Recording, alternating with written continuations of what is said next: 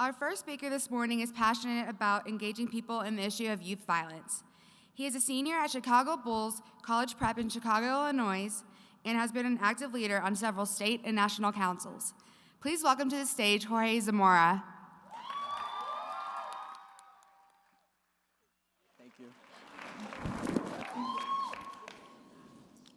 All right, good morning, everyone. How's everyone doing?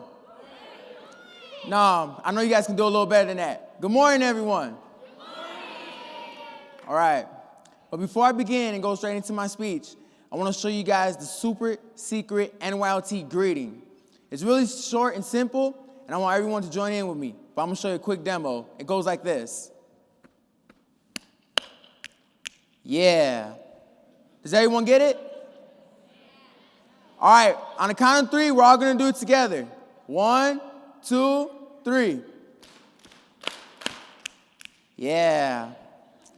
On July 23rd, 2010, I felt like my whole life was about to change because of what I was about to receive. I was attending the National Youth Leadership Training. The camp was coming to an end, and it was the day of the closing banquet. I remember I was standing at the top of the deck thinking and reflecting about how the week went. I knew this camp was going to make me a changed person. Also, I knew I would have a different perspective on the world. The spark I needed will light as I was hearing Ruth, which was a part of NYLC, was speaking on behalf of this award they were going to give to one of the campers. The Evan Delgarde Award was an award that NYLC decided to give each year at the National Youth Leadership Training in honor of Evan Delgarde. Evan was a very bright person. Everyone who had the chance to meet Evan always said he had a smile that would be able to light up the whole room as he walked in. Evan had a passion for education, diversity, and service. His passion for living was very unique because of the type of person he was. I didn't have the chance to meet Evan because his life was cut short from a tragic car accident April 19, 2008. I attended the National Youth Leadership Training a couple years later in 2010. I was really becoming inspired by this young man's story while I was wondering who had all the qualities at the camp to receive this amazing award. I looked at Ruth, and she started to describe a lot of qualities that I had. And I was starting not to believe what I was hearing until I heard my name that day. I was honored with the Evan Delgarde Award. I started to cry tears of happiness because I was shocked to hear I was receiving the honor of the award. I didn't know what to say as I stood in front of everyone, but the simple words, thank you. I didn't know I had the chance to meet the mother of Evan a couple months later.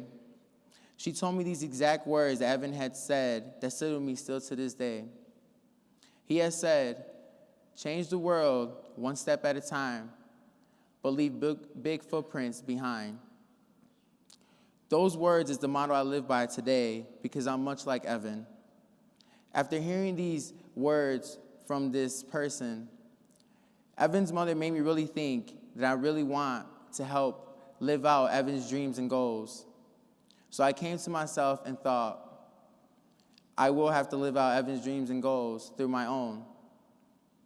Growing up in a low-poverty area on the northwest side of Chicago, I was born and raised in a single-parent household with my 3 other siblings. I was the oldest of 4, and I always had the passion for education. I'm an all-around athlete, but my love sport is track and cross-country. I also love going to school and learning new things.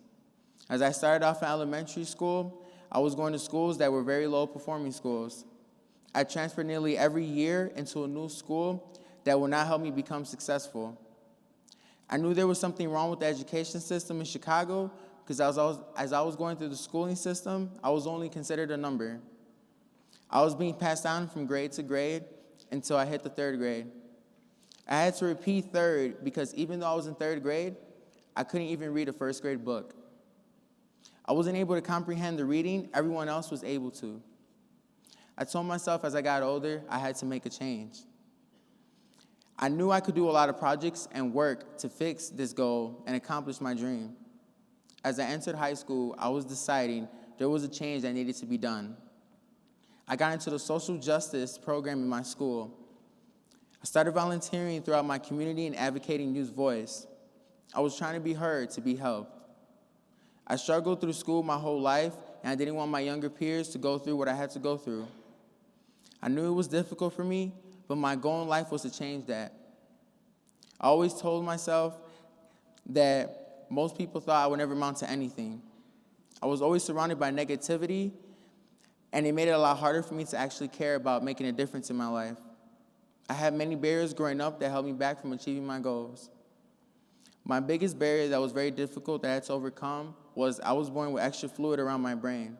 So I was told I was going to grow up with a speech disorder that would follow me for the rest of my life. The doctor had told my mom there would be a high possible chance that I would not grow up a normal child. I would stutter for the rest of my life, the doctor had said. I wasn't going to be able to speak fluently, and I would stutter. I did stutter for about 5 years, but I was so determined to make a difference that I did not allow that to hold me back. As I got into my teens, I stopped stuttering. I became very fluent in my speaking. Now I love to talk, and that led me to many opportunities I have so far today.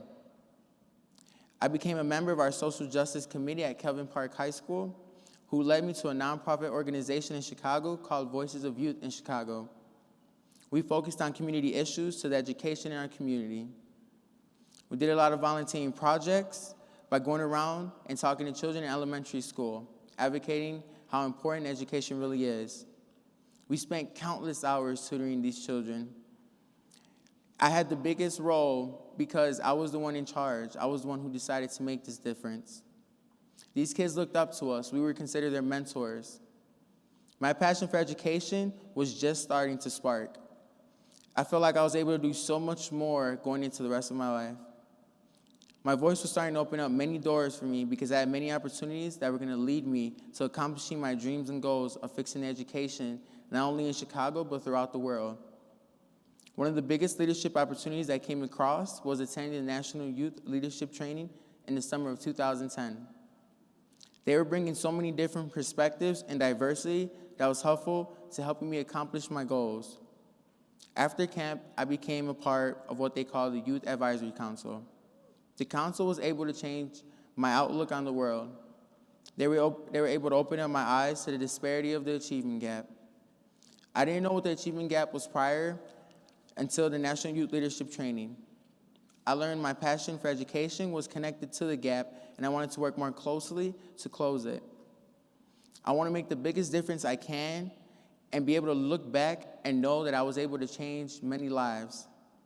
In the education system, I want to continue to work with youth more closely and be able to change that. Money is not a big priority in my life because my happiness is changing youth's lives.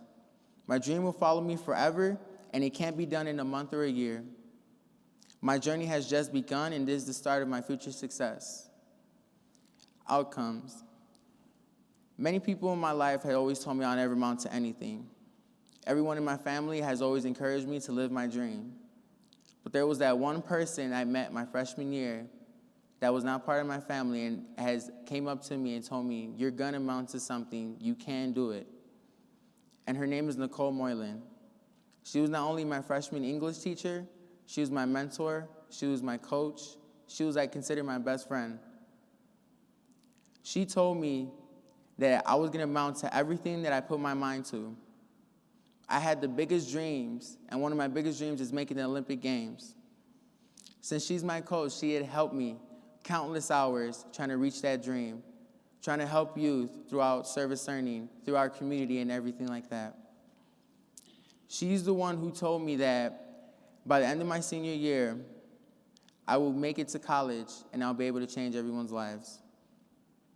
So I stand here before you today to tell you that next fall, I will be headed to the University of Minnesota Morris on a full ride scholarship, academically, but also athletic.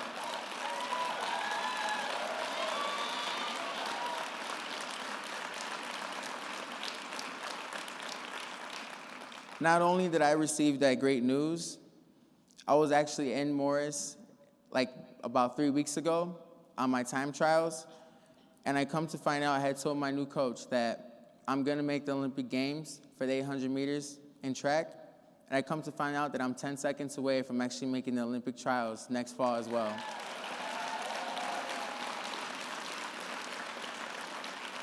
But before I leave today, I want to leave you guys with a quote. And it goes, "Now is the accepted time, not tomorrow, not some convenient season. It is today that our best work can be done, and not some future day or future year. It is today that we fit ourselves for the grateful usefulness of tomorrow. Today is the seed time, not our hours of work, and tomorrow come the harvest and the playtime." By W.E. Du Bois. I want you guys to take the energy you guys had so far in the conference the past couple days, and I want you to finish off strong. There are many great leaders in this room today, and tomorrow we got our service day, and I know we're all going to do great, and I hope you guys have a great day. Thank you.